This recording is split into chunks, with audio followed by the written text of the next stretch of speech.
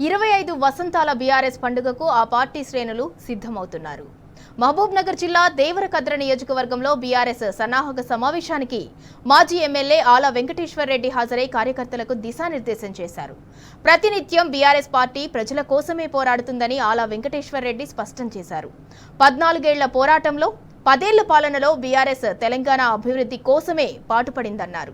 ప్రతి కార్యకర్త Warangal BRS silver Jubilee సభకు తరలివచ్చి విజయవంతం చేయాలని పిలుపునిచ్చారు.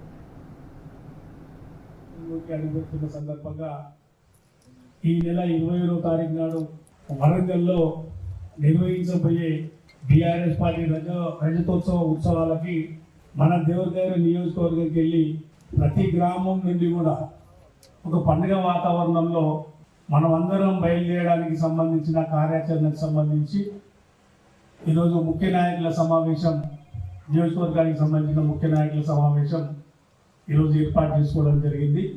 ఎందుకు ఈ పండుగను మనం జరుపుకుంటున్నాం? 25 ఏళ్ళు అనేది చాలా గొప్ప విషయం. అది ఒక పండుగ. ఆలోచన చేసుకుంటే నిజంగా 2001లో ఈ పార్టీ పుట్టకపోతే, కేసీఆర్ లేకపోతే తెలంగాణ వచ్చేది ఒకసారి ఆలోచన చేయాలి.